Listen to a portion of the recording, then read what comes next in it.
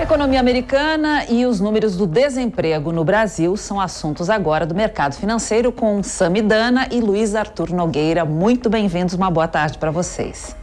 Boa tarde, Cláudia. Boa tarde, Luiz. Boa tarde a todos. Mercado financeiro chegando com notícias quentes. O dia começou bem animado, né? O Luiz vai falar agora sobre o PIB americano, surpreendeu muita gente e acabaram também de sair os dados do CAGED que a gente vai dar daqui a pouquinho. Combinado, Sami. Boa tarde a todos. Obrigado pelo carinho da sua audiência. Começando então com a grande notícia no mundo da economia de hoje. O produto interno bruto dos Estados Unidos caiu 1,4% no primeiro trimestre em termos anuais, ante uma expectativa de alta de 1,1%.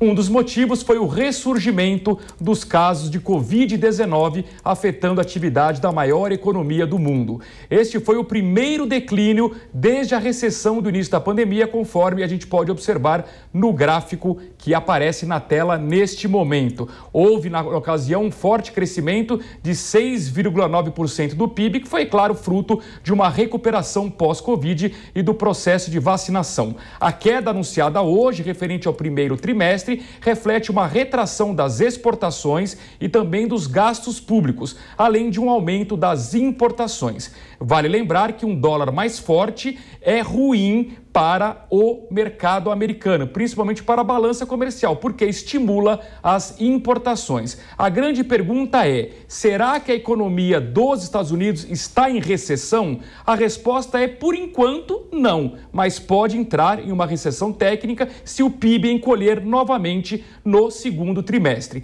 Esse resultado coloca o Fed, o Banco Central americano, contra a parede. Se ele elevar demais os juros para combater a inflação, poderá sim jogar a economia americana num processo recessivo. Vale lembrar que a inflação por lá é a maior em 40 anos e, portanto, subir os juros é algo inevitável. A dúvida é a dose correta deste aperto monetário. Samidana. O que vale dizer é que os mercados se decepcionaram, todo mundo estava esperando uma alta de 1% ou 1,1%, veio uma queda, né? Uma queda de 1,4%.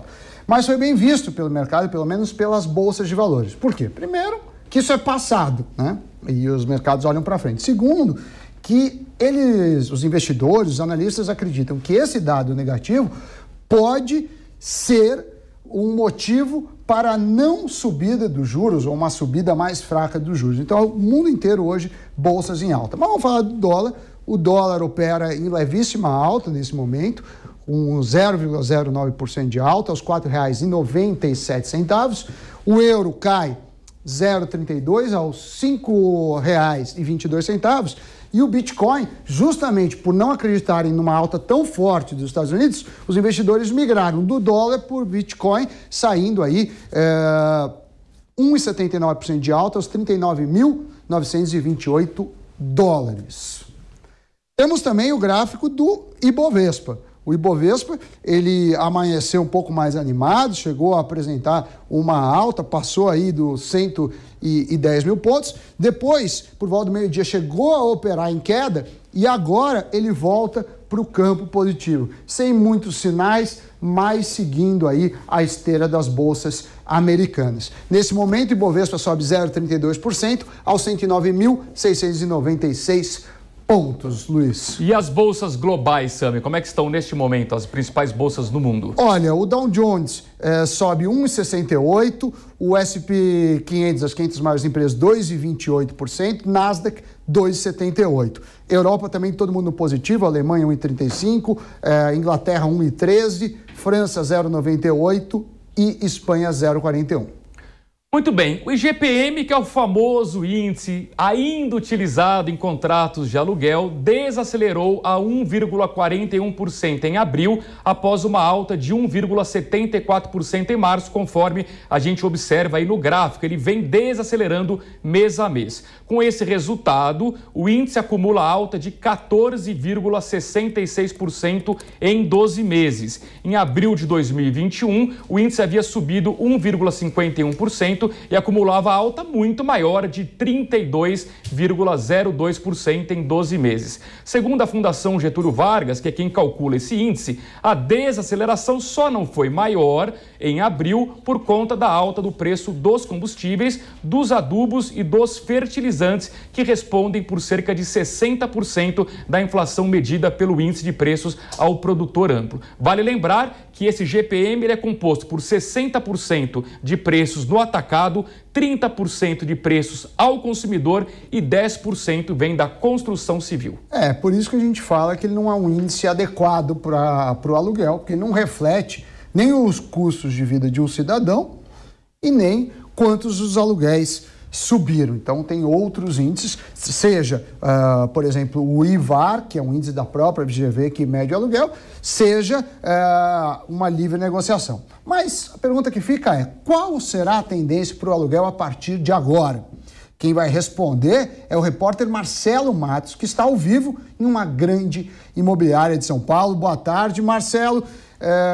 Como anda o mercado de aluguéis? Tem diferença do comercial para o residencial? Como a imobiliária, aí, que é uma das maiores, enxerga esse momento?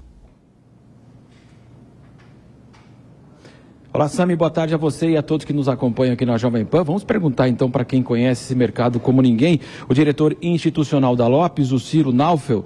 Ciro, queria que você participasse conosco então para falar justamente desse impacto de GPM. Hoje ele baliza, de fato, os principais contratos ainda. Boa tarde ao senhor.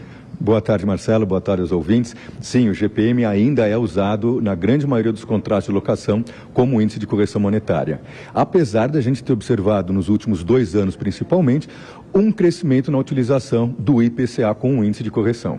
Ciro, a gente sabe que há muitas oscilações. Nesse momento, então, nós estamos marcando aí os últimos 12 meses, em abril, 14,66%. Nessa hora, quando nós temos aí uma diferença muito grande, a inflação por IGPM, o que vale é uma boa negociação? Exatamente. É muito importante que o contrato preveja as regras do jogo, principalmente no tocante aos índices de correção a ser utilizado na época da renovação ou do reajuste monetário dos valores do contrato. Porém, quando você tem um desequilíbrio muito extremado entre um índice que está sendo utilizado e o restante da cesta de índices que a gente vai acompanhando, o que mais vale para solucionar um caso desses é a boa e velha conversa entre as partes, entre o locador e o locatário, para se chegar num comum acordo e às vezes sair do próprio contrato e se estabelecer a regra que vai ser utilizada ali para frente. É melhor ter um bom inquilino do que imóvel vazio? Não tenho a menor dúvida disso. Em relação aí à variação comercial e residencial, o que você pode falar do mercado hoje?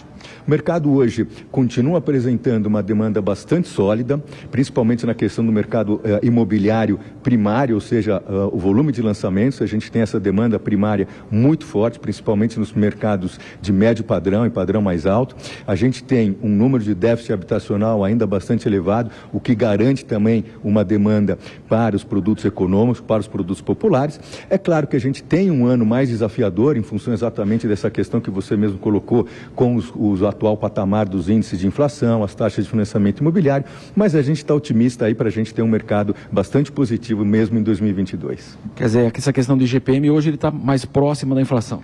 Sim, a gente chegou a ter, talvez no começo da pandemia, onde a gente teve um descolamento mais acentuado, acho que o IGPM chegou a variar mais de 30% num período de 12 meses, versus um IPCA na casa de 1 dígito. Então aí sim você tinha um descolamento pontual muito agressivo. Quando você compara dois índices, quanto maior o período de avaliação, mais eles tendem a se convergir. Quando você pega um período mais específico, 1 ano, 2 anos, você pode ter, devido a fatores externos, um descolamento como a gente teve. Agora a gente tem um IPCA que já está na casa de 2 dígitos, 10, 11%, e um IGPM na casa de 14%, eles já começam a convergir, facilitando toda a negociação no momento de renovação dos contratos. Para a gente fechar, Ciro, a gente observa que ao longo da pandemia muitos imóveis ficaram, o comércio fechou, vários endereços importantes, inclusive tradicionais. Qual que é a situação hoje, pós-pandemia, pós 2 anos? Graças a Deus, a gente sente uma retomada e uma ocupação desses imóveis, tanto o imóvel de comércio de varejo, o comércio que você vê de rua, bem como os escritórios. A gente chegou a bater aí no começo do ano a casa de 25% de vacância nos escritórios, principalmente nos escritórios AAA, mas pouco a pouco a gente já vê, mesmo aquelas empresas que estão retomando de uma forma híbrida, a gente começa a ver a retomada da ocupação desses espaços corporativos. Tá legal, Samidana e também Luiz Arthur Nogueira e todos que nos acompanham aqui na Jovem Pan. Nós conversamos então com o Ciro Naufel, que é o diretor institucional da Lopes, trazendo aí os seus questionamentos. Sami, como é que o mercado está reagindo a esse IGPM que desacelerou agora no mês de abril? Retorno com vocês. Obrigado, Marcelo Matos, sempre muito interessante, e manda um abraço aí também para o entrevistado. Olha, tivemos um número positivo na economia hoje. O índice de confiança do setor de serviços, que é o principal setor, responde a 70% do PIB, subiu 4 pontos percentuais em abril, chegando a 96,2. É o maior nível desde novembro de 2021, quando ficou em 96,8. O resultado, segundo a FGV, foi disseminado entre os principais segmentos e influenciado principalmente pelos serviços prestados às famílias, que parecem responder positivamente à melhora da pandemia depois daquele surto de Ômicron. A gente tem o gráfico aqui, que eu vou mostrar para vocês. Como vocês podem ver, o índice aí estava ensaiando uma piora no começo do ano, mas retomou, e isso é fundamental. Por quê? Porque a confiança do empresário, do setor, é o que vai pautar as contratações, e isso acaba girando a roda da economia. Então, um número muito bem-vindo aí, que certamente ajudou também na percepção dos investidores. Sem dúvida, Sami. Agora, no comércio, infelizmente, a confiança caiu um pouquinho. O índice de confiança do comércio caiu 0,9 ponto em abril. Com o resultado, o indicador medido pela Fundação Getúlio Vargas passou de 86,8 para 85,9 pontos, conforme o gráfico que a gente vê na tela. De acordo com a sondagem, o viés negativo do resultado foi puxado por uma nova queda significativa das expectativas em relação aos próximos meses. E certamente pesou aí a questão da alta de juros, que está encarecendo o crédito, atrapalhando o comércio de bens duráveis e também, claro, a inflação que corrói o poder de compra das famílias. A arrecadação de impostos federais atingiu 164 bilhões de reais em março. A repórter Catiúcia Sotomayor traz ao vivo mais informações. Catiúcia, seja bem-vindo ao mercado financeiro. E aí, bons números, pelo menos para o governo? Pois é, boa tarde. É mês de recordes e o melhor mês de março em 28 anos desde o início da série histórica.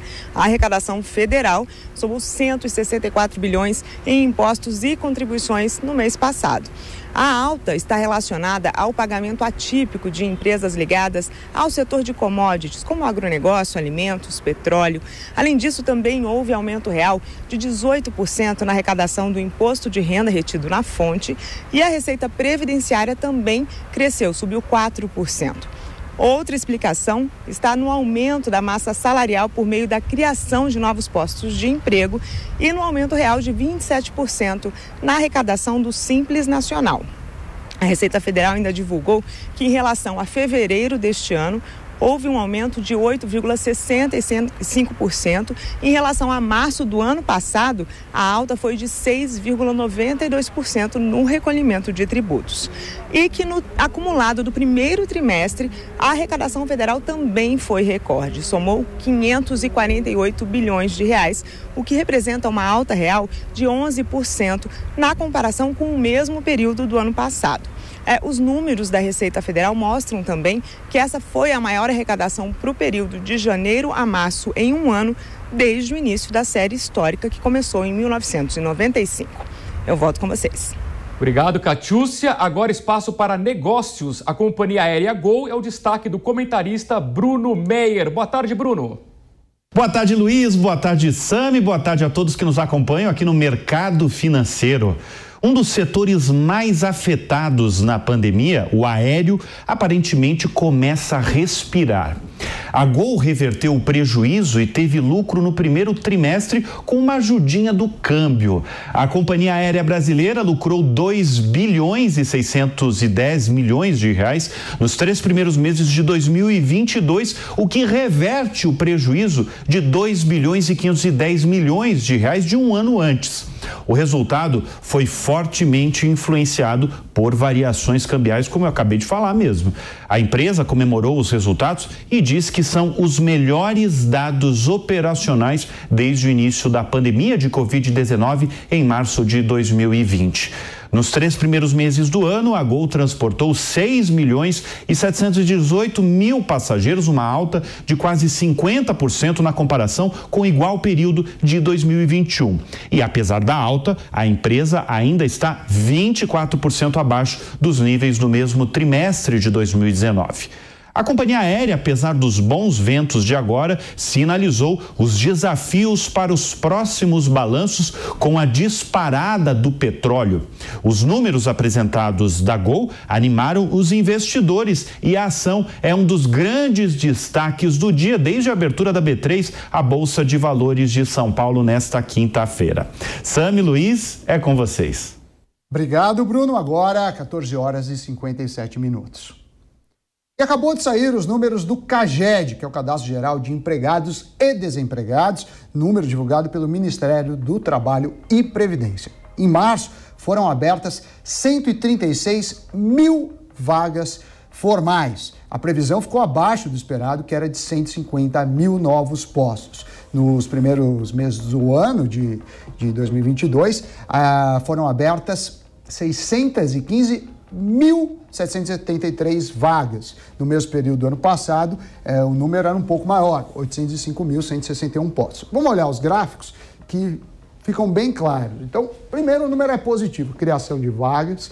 Isso são vagas formais, vagas com qualidade. A gente vê aí, praticamente desde março de 2021, que é onde pega essa série, tudo azul, com exceção de dezembro, mas já recuperamos dezembro. Agora vamos dar uma olhada nos setores que mais cresceram na economia. Setores que mais cresceram, dessas vagas criadas, 111 mil foram por serviços. Como eu falei há pouco, representam 70% do PIB. O comércio criou 352 vagas, ou seja, contratados e desempregados praticamente se anularam. Construção, 25 mil vagas, indústria, 15 mil, e aí o destaque negativo ficou por conta do agro, que demitiu praticamente 16 mil no saldo líquido, ou seja, perderam 16 mil vagas. E o último número do CAGED, que é importante analisar, é justamente o salário real, porque uma coisa é a vaga, outra é quanto estão ganhando. Eu vou pedir para colocarem aqui na tela o salário real. Temos aqui o salário real. O salário real, ele andou de lado, ficou praticamente igual ao do mês passado. A gente tinha visto o salário real caindo e agora parece que ele está se mantendo. Na verdade, ele teve uma queda de R$ 1.879 para R$ 1.872. Então, R$ 7 praticamente estável.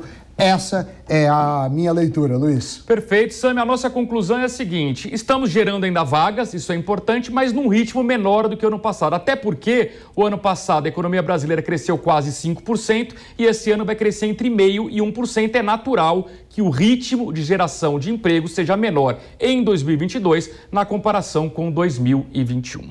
São 3 horas, vamos encerrar aqui o Mercado Financeiro, compromisso renovado. Amanhã, às 2h40, estaremos de volta aqui. Combinado, Sami? Combinadíssimo, eu agradeço a você pela parceria, agradeço a audiência pela companhia. O Mercado Financeiro sempre trazendo as notícias importantes de economia e principalmente como elas afetam o meu, o seu, Luiz, e o bolso de vocês que nos assistem.